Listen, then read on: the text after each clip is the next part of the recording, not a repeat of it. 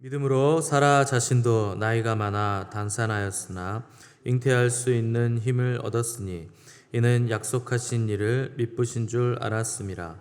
이러므로 죽은 자와 같은 한 사람으로 말미암아 하늘의 허다한 별과 또 해변의 무수한 모래와 같이 많은 후손이 생육하였느니라. 아멘. 오늘은 바랄 수 없는 중에 바라는 믿음, 바랄 수 없는 중에 바라는 믿음이라는 제목으로 우리 하나님 말씀 함께 나누도록 하겠습니다.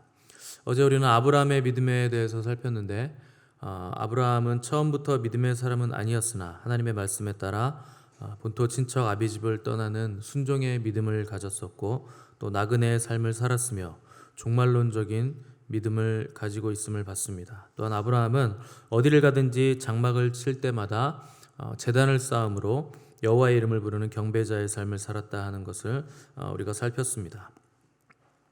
오늘 본문에서는 아브라함의 아내 사라가 등장하는데 사라도 처음부터 믿음의 사람은 아니었지만 하나님의 은혜로 믿음을 인정받고 열국의 어머니가 되는 복을 받은 여인이 바로 사라입니다. 사라는 아브라함처럼 영광의 하나님을 직접 뵙거나 그분의 음성을 듣지는 못했으나 남편을 따라서 믿음의 여정을 떠나게 되는데 이 과정 중에 몸종 하갈을 통해서 자식을 낳아라 이렇게 아브라함을 밀어붙이거나 또 그렇게 해서 하갈이 자식을 낳으니까 주인인 자기를 무시하는 것을 보고 그대로 쫓아내버리는 것을 볼 때 얼마나 처음에 사라는 믿음이 없고 드센 여자였는가 하는 것을 우리가 창세기에서 확인을 할 수 있습니다. 또 하나님이 직접 찾아오셔서 내년 이맘때에 너에게 아들이 있을 것이라 이렇게 말씀하셨을 때도 사라는 믿지 않고 그냥 웃어 넘겼을 만큼 신실한 믿음이라고는 찾아볼 수 없던 여인이 바로 사라였습니다.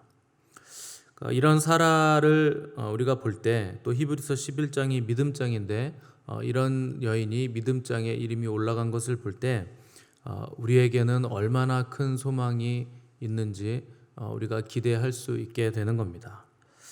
이삭을 잉태하기 바로 전까지도 믿음이 없었던 사라도 마침내 믿음을 가지게 됐고 열국의 어머니라 칭함을 받고 또 믿음의 선진들의 기록물인 히브리서 11장에 이름이 올라갔다면 우리와 우리 자녀들도 결국에 믿음을 가지게 될 것이 얼마나 확실한가 하는 것을 우리가 알 수가 있습니다. 누구나 처음부터 좋은 믿음 가지는 사람은 없습니다. 처음에 다들 넘어지고 또 무너지고 또 시간을 막 허비하면서 돌고 돌아서 믿음의 여정으로 들어오게 되는 것입니다. 젊음은 젊은이들에게 주기에는 너무나 아깝다는 말이 있을 정도로 젊은이들은 청춘을 허비하죠. 그 시간이 얼마나 빛나는 시간인 줄 모르기 때문에 허비하는 겁니다. 그러면서도 또 한편으로는 속으로는 하나님 잘 믿어야 되는 건 아는데 마음대로 잘 되지 않아서 또 힘들고 나는 언제쯤 견고하고 흔들리지 않는 믿음을 가지게 될까 고민하는 때가 바로 청춘의 때입니다. 그런데 그런 생각을 하는 것 자체가 하나님께서 그들 인생을 간섭하고 계신다 하는 증거입니다. 간섭을 하지 않으시면 절대로 그런 생각할 수 없습니다. 그리고 하나님은 그들을 끝까지 포기하지 않으시기 때문에 점점 더 위대한 믿음의 사람으로 우리의 다음 세대들은 변해가게 되는 것입니다. 우리가 할 수 있는 일은 열심히 기도해주고 기다려주고 지원해주고 그러다 보면 어느새 우리 세대보다 훌륭한 믿음을 가진 다음 세대들을 우리가 보게 되는 것입니다. 다만 부모들의 헌신된 기도, 무조건적인 이 헌신의 기도가 있어야 그들을 세워주는 겁니다. 오늘 본문 사라를 보시면 아브라함을 통로로 해서 사라의 믿음이 얼마나 비약적으로 자라났는가 하는 것을 알 수가 있습니다. 11절 보시면 믿음으로 사라 자신도 나이가 많아 단산하였으나 잉태할 수 있는 힘을 얻었으니 이는 약속하신 일을 미쁘신 줄 알았음이라 이렇게 기록을 했습니다. 이 구절에서 사라가 가진 믿음의 특징을 네 가지로 볼 수가 있습니다. 첫 번째, 믿음이란 도저히 믿어지지 않는 불가능함부터 시작한다 하는 것입니다. 아무나 믿을 수 있고 아무나 할 수 있는 일이라면 뭐하러 믿음이 필요하다고 하겠습니까? 당연히 불가능하기 때문에 믿음이 필요한 것입니다. 그래서 믿음은 내 경험과 상식으로는 도저히 믿을 수 없는 상황, 또 큰 장애물이 있는 상황이라야 믿음이 시작이 되는 겁니다. 사라의 장애물은 뭔가 불임입니다. 아들을 낳지 못한다 하는 것이 큰 장애물이었습니다. 11절에서 단산했다라는 표현을 썼는데 나이가 많아서 이제 끊어졌다, 단산의 상태로 들어갔다 하는 겁니다. 의학적인 소견으로도 절대 이제 아이를 낳을 수 없는 불임의 상태가 됐다 하는 것입니다. 그런데 하나님은 그 상태에 하나님의 창조적인 새 일을 시작하셨습니다.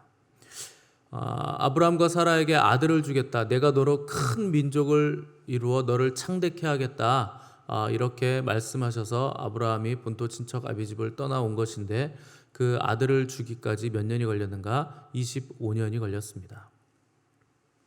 왜 그토록 오래 걸렸을까? 단편적인 이유를 하나 오늘 본문에서 딱 들자면 사라의 몸이 잉태할 수 없는 몸이 되기까지 하나님께서 기다리신 겁니다. 그래야 하나님이 하신 것을 아브라함과 사라가 깨달을 것이기 때문에 사라의 몸이 완전히 단산의 상태, 불임의 상태가 되는 나이가 되기까지, 그러니까 가능성이 제로를 넘어서 마이너스 무한대가 되기까지 하나님은 시간을 기다리신 겁니다. 결국 불가능한 상태가 됐을 때 이 사라의 배가 불러오는 것을 보고 사람들은 하나님의 역사다 하는 것을 인정하게 된 것이고, 또 잉태된 그 아이가 하나님의 역사로 잉태되었으니 얼마나 특별한 아이인가 하는 것도 사람들이 인정을 하게 된 것입니다. 그러니까 이 믿음이란 누구나 인정하는 불가능의 상태에서 누구도 의심할 수 없는 창조의 기적이 일어나는 상황으로 전환되는 것이 바로 믿음이 하는 일입니다. 둘째로 믿음에는 인내가 필요하다 하는 것을 우리가 알 수가 있습니다. 이 말은 제가 귀에 딱지가 박히도록 강조하고 또 강조하는 말이기 때문에 여러분들이 잘 아시는 말씀일 겁니다. 많은 사람들이 하나님을 믿는다고 하면서 믿음의 열매를 보지 못하는 이유는 인내가 없기 때문에 열매를 보지 못하는 겁니다. 그래서 이미 우리가 살펴본 히브리서 10장 36절에서 너희에게 인내가 필요함은 너희가 하나님의 뜻을 행한 후에 약속을 받기 위함이라, 이렇게 기록을 했습니다. 인내한다는 건 뭔가 불평하지 않는다는 겁니다. 또 인내한다는 것은 성내지 않는 것이고, 또 인내한다는 것은 나의 때가 아니라 하나님의 때가 가장 좋은 때입니다 하는 것을 인정하고 기다릴 줄 안다 하는 것입니다. 그래서 바울은 갈라디아서 6장 9절에서 우리가 선을 행하되 낙심하지 말지니 피곤하지 아니하면 때가 이름에 거두리라, 이렇게 기록을 했습니다. 낙심하지 말라 하는 것이 바울의 권면입니다. 그러니까 인내의 마지막 단계에 오는 것이 낙심입니다. 이것이 바로 가장 마지막 단계입니다. 마귀가 수많은 하나님의 사람들을 넘어뜨렸던 결정적인 무기도 바로 낙심입니다. 특별히 사역자들이 사역을 하다가 어떤 열매를 보지 못할 때, 또 교회를 개척했는데 또 사람들도 오지 않고 부흥을 보지 못할 때 결국에 빠져들게 되는 것이 바로 이 낙심입니다.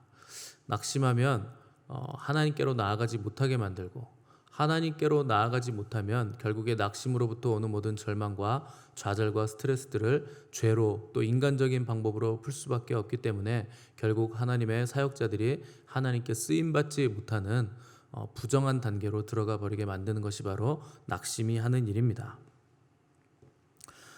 그러나 축복의 마지막 관문 또한 낙심이라는 것을 여러분 기억하셔야 됩니다. 낙심이 오면 이제 하나님의 복이, 하나님의 그 놀라운 그 축복들이 가까이 다가왔다 하는 것을 우리가 알 수 있어야 됩니다. 이 모든 일에는 하나님의 정해진 때가 있습니다. 그 때를 기다리며 매일 주님 앞에서 인내로 기다리는 자는 순간적으로 그 때가 왔을 때 놓치지 않고 그 복을 잡을 수가 있는 겁니다. 그러나 인내하지 못하고 꾸준하지 못한 사람은 기다리다가 또 멀리 도망갔다가 또 다시 와서 앉아있다가 또 가만히 앉아있지를 못하기 때문에 마침내 하나님의 축복의 기회가 왔을 때 그 자리에 앉아있지 않았기 때문에 축복의 기회를 번번이 놓치게 되는 것입니다. 꾸준한 것은 그래서 중요한 겁니다. 기다리다 축복의 때가 순간적으로 오는데 꾸준하지 못한 사람은 거기에 앉아있지 않기 때문에 놓치는 것이고, 계속 꾸준하게 앉아 있는 사람은 그 기회가 온 것을 눈으로 봤기 때문에 잡을 수가 있게 되는 것입니다. 큰 비전을 받은 사람일수록 큰 믿음이 필요하고 또 큰 믿음일수록 큰 인내가 필요한 겁니다. 사람이 인내를 가지려면 어떻게 배울 수가 있겠습니까? 인내할 수 없는 상황에 맞닥뜨려야 인내를 배울 수가 있는 겁니다. 하나님이 아브라함을 부르셨을 때 바로 이삭이 잉태돼서 태어나게 하실 수도 있었습니다. 그러면 25년 동안 기다리지도 않을 것이고 얼마나 아브라함이 하나님은 정말 신실하시구나 바로 이것을 배울 수가 있었겠습니까? 그런데 아주 오래 참게 하심으로 그 인내함으로 약속의 아들을 받게 하셨는데 이 과정을 거치면서 아브라함이 어디까지 성장하게 됐는가? 마침내 자기 아들 이삭을 하나님께 드릴 수 있을 때까지 그렇게 믿음이 25년 만에 성장을 하게 된 것입니다.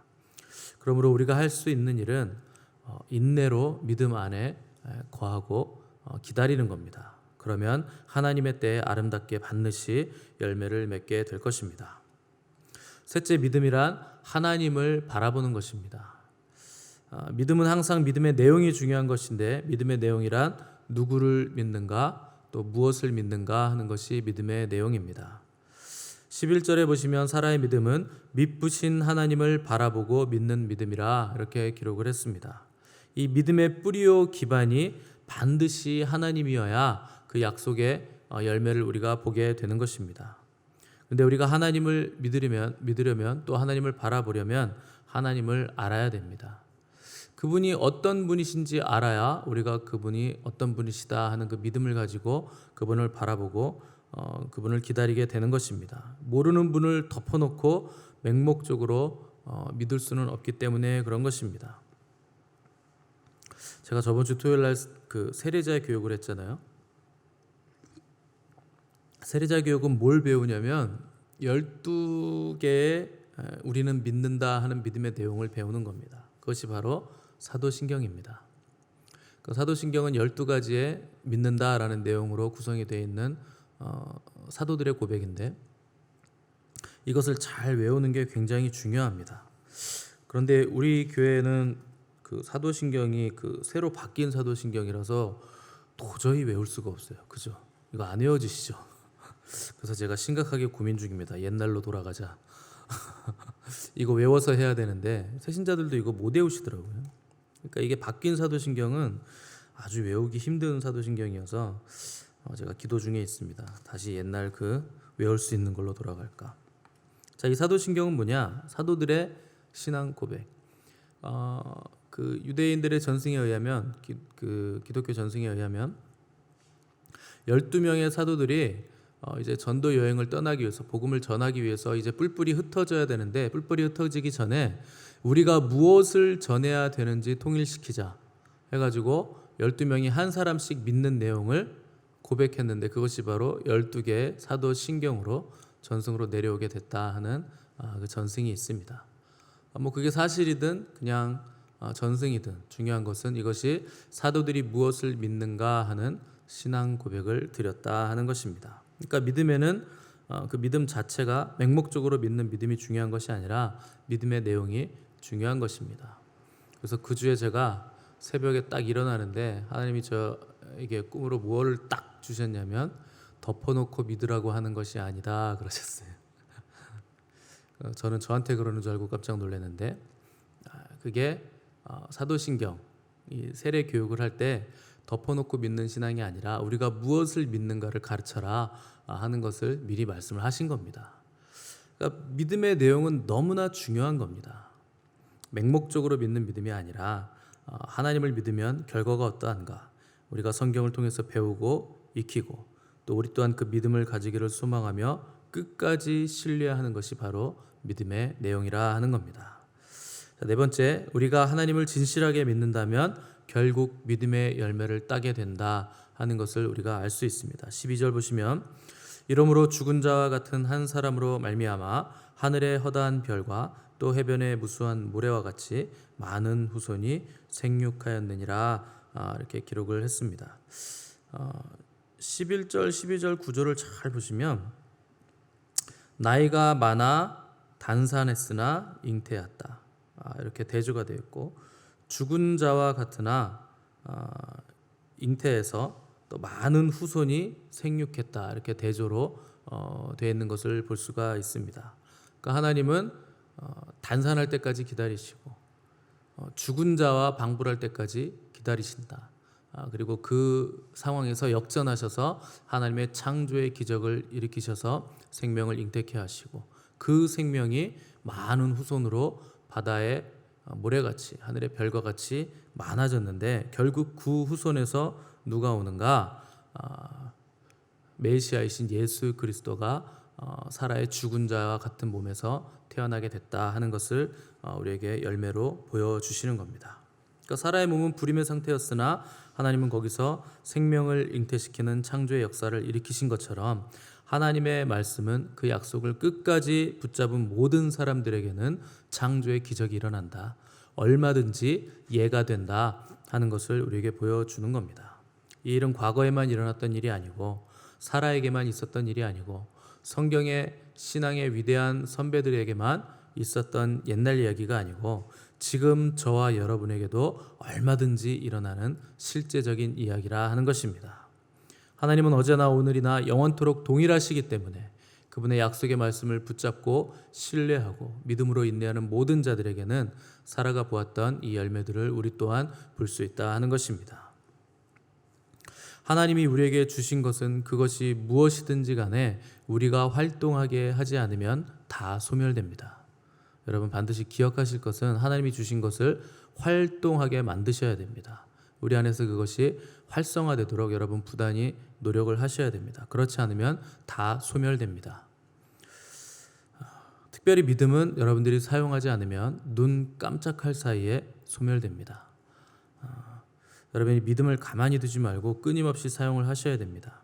믿음과 의심은 우리의 내면에서 끊임없이 충돌하면서 주도권 싸움을 하거든요. 여러분들이 먹이를 주는 쪽은 더 강성하게 될 것이고, 여러분들이 굶기는 쪽은 소멸되게 될 것입니다. 의심을 계속하는 사람은 의심에게 먹이를 주고 있는 것이기 때문에 의심이 점점 활성화되고 의심이 점점 커지게 되어 있습니다. 근데 믿음을 사용하는 사람은 믿음이 당연히 커지게 되고 굳건해질 수밖에 없는 것입니다. 저와 여러분의 삶에 매일 믿음의 기적들이 일어나시기를 바랍니다.